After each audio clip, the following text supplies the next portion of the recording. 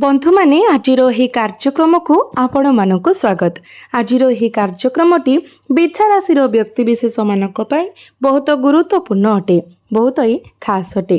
कारण आज अर्थात देवस्नान पूर्णिमा ठारू आपणक जीवन रे एक बहुत बड़ परिवर्तन आसीबाकू जाउछि।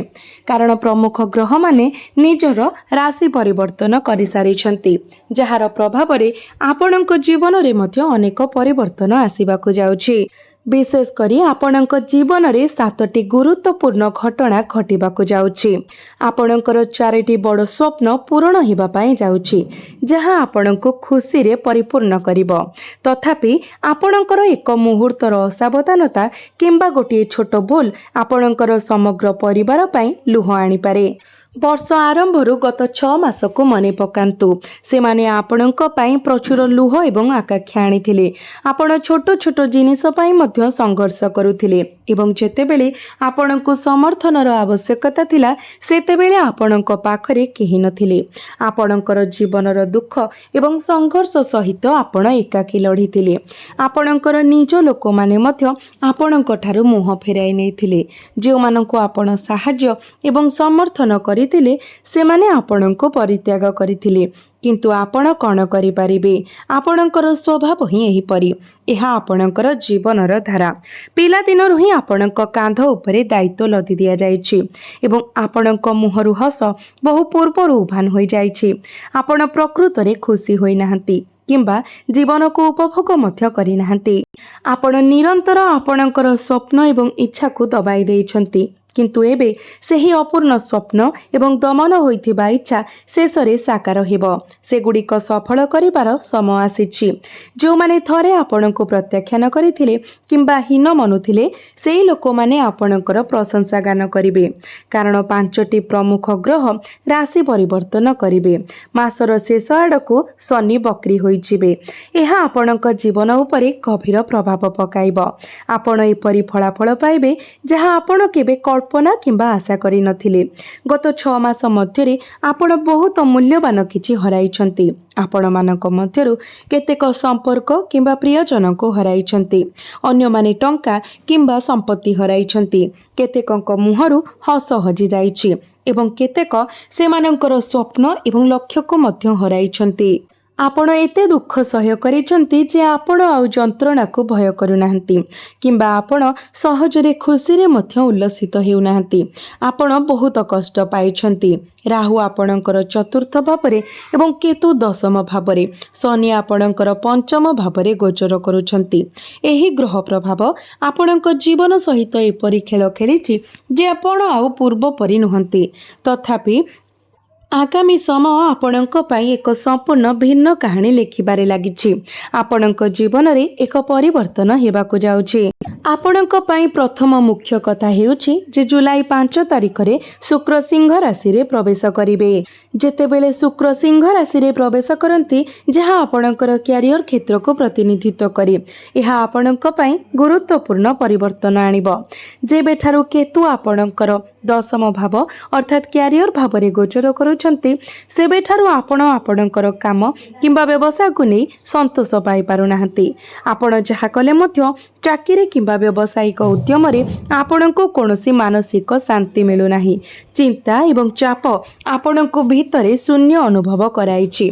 गत 6 मास धरी कार्य संबंधी चिंतार बोझ एते भारी होई गलानी जे आपणको मुहरु हस उभाई जाइछि।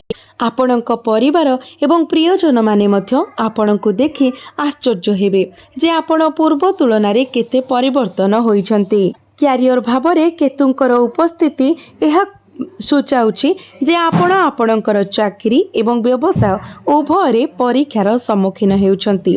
किछि भल घटिले मध्य आपण प्रकृत रे ताहा अनुभव करि पारुनाहंती, बरं आपण एकाकी अनुभव करूछन्ति। आपणकर कैरियर रे आपणक विरुद्ध रे पॉलिटिक्स चालुछि। जदि आपणक सहित एभଳି हेउछि तेबे कमेंट बॉक्स रे निश्चय लिखंतु। କିନ୍ତୁ ଏବେ ଆପଣଙ୍କ ପାଇଁ ସକାରାତ୍ମକ ଖବର ଆସୁଛି, ଯାହାକି ଶୁକ୍ର ଆପଣଙ୍କର କ୍ୟାରିୟର ଭାବରେ କେତୁଙ୍କ ସହ ଯୋଗଦାନ କରୁଛନ୍ତି, ଯାହା ଆପଣ ଯେଉଁ ପ୍ରତିକୂଳ ପ୍ରଭାବ ସହି ଆସୁଥିଲେ ତାହା ହ୍ରାସ ପାଇବ। ସ୍ଥିରତା ଧୀରେ ଧୀରେ ଆପଣଙ୍କ କ୍ୟାରିୟରକୁ ଫେରି ଆସିବ। ଆପଣ ଚିନ୍ତା ଏବଂ ଚାପରୁ ମୁକ୍ତ ହେବେ, ଦାୟିତ୍ୱର ଭାରି ବୋଝରୁ ମୁକ୍ତି ପାଇବେ ଏବଂ ଆପଣଙ୍କର ବ୍ୟବସାୟରେ ବୃଦ୍ଧି କିମ୍ବା ଚାକିରିରେ ପଦୋନ୍ନତି ଦେଖିବେ। ଗତ 6 ମାସ ମଧ୍ୟରେ ଆପଣଙ୍କ କ୍ୟାରିୟରରେ ଯାହା ଘଟିନଥିଲା ତାହା ଏବେ ଶୁକ୍ରଙ୍କର ଆଗମନ ଯୋଗୁଁ ବାସ୍ତବରେ ପରିଣତ ହେବ। ଏହା ଆପଣଙ୍କ ପାଇଁ ଏକ ଉତ୍କୃଷ୍ଟ ଖବର। ଶୁକ୍ର ଆପଣଙ୍କ କ୍ୟାରିୟରରେ ନୂତନ ସମ୍ଭାବନା ଏବଂ ସୁଯୋଗ ପ୍ରଦାନ କରିବେ।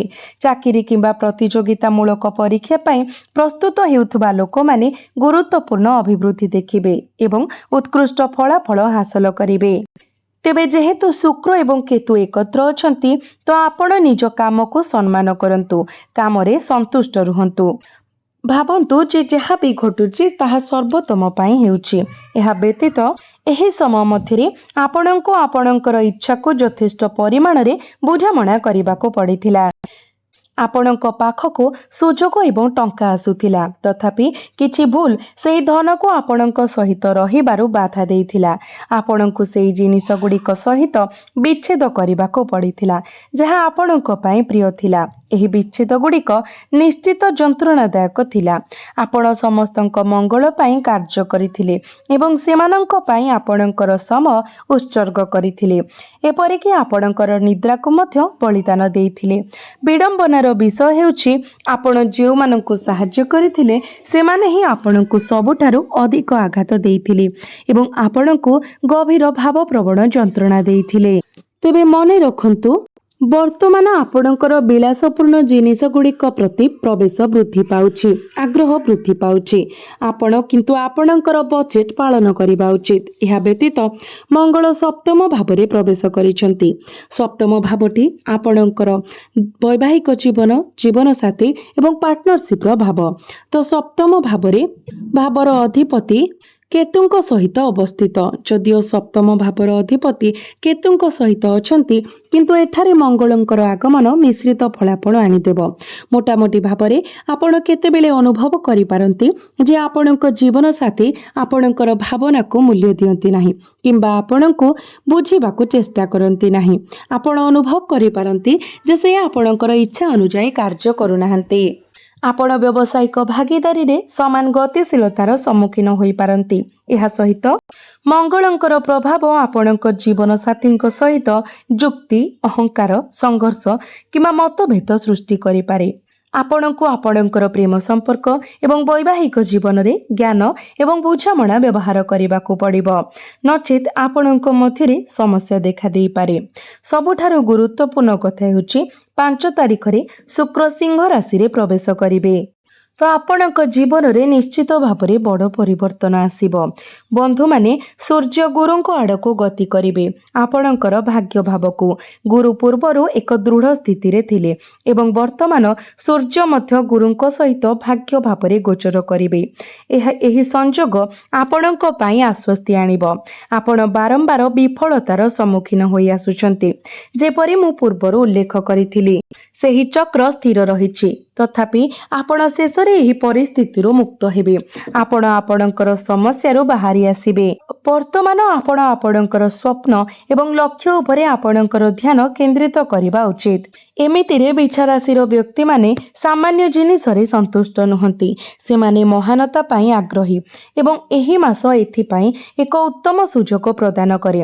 ଯଦି ଆପଣ ଚାକିରି କରୁଛନ୍ତି, ତେବେ ଆପଣଙ୍କୁ ପଦୋନ୍ନତି କିମ୍ବା କ୍ୟାରିୟରରେ ଉନ୍ନତି ମିଳିପାରେ। ଆପଣ ଆପଣଙ୍କ ଚାକିରି ସହିତ ଏକ ବ୍ୟବସାୟ ଆରମ୍ଭ କରିବାକୁ ମଧ୍ୟ ଚିନ୍ତା କରିପାରନ୍ତି, ତଥାପି କିଛି ସତର୍କ ରହିବାକୁ ଅଛି। ଆପଣମାନେ ପ୍ରାୟତଃ କିଛି ହାସଲ କରିବା ପାଇଁ ଉତ୍ସାହ ଏବଂ ଆଗ୍ରହ ରଖନ୍ତି, ତଥାପି ସେମାନେ ବିପଥଗାମୀ ହେବାର ସମ୍ଭାବନା ଥାଏ।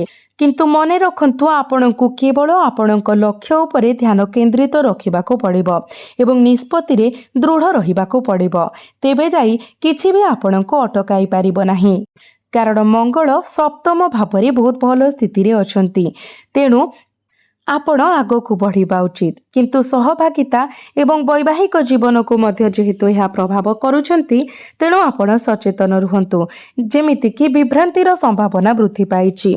तो आपण निज भितरे टिके आपस बुझामणा रखिबा पई चेष्टा करंतु।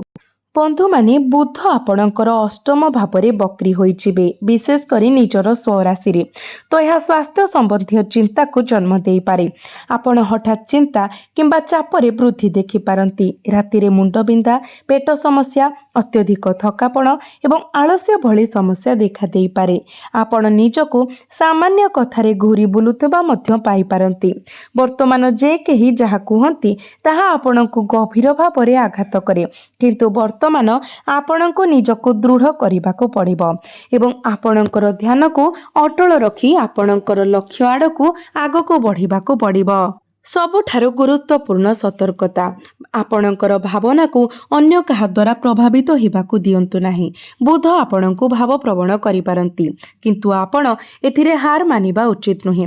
केही जहा कहउछंती ताहा गुरुत्वपूर्ण नुहे, सेमानंक कथा द्वारा प्रभावित हुअंतु नाही। जदि आपण भाव प्रवण होई जानती तेबे आपण किछि हराई पारंती किंबा मूल्यवान समय नष्ट करि पारंती। यह व्यतीत आपणको आपणक कथा उपरे मध्य किछि संयम रखिबाको पड़िबो कारण आपण प्रतिश्रुति प्रतिबद्धता हेई पारे अनुभव करि पारंती जे आपण भूल करिसंती ताहा करिबारु दूरेई रुहंतु। एहा सहित आपणकर प्रेम संपर्क रे सम्मान अत्यंत गुरुत्वपूर्ण।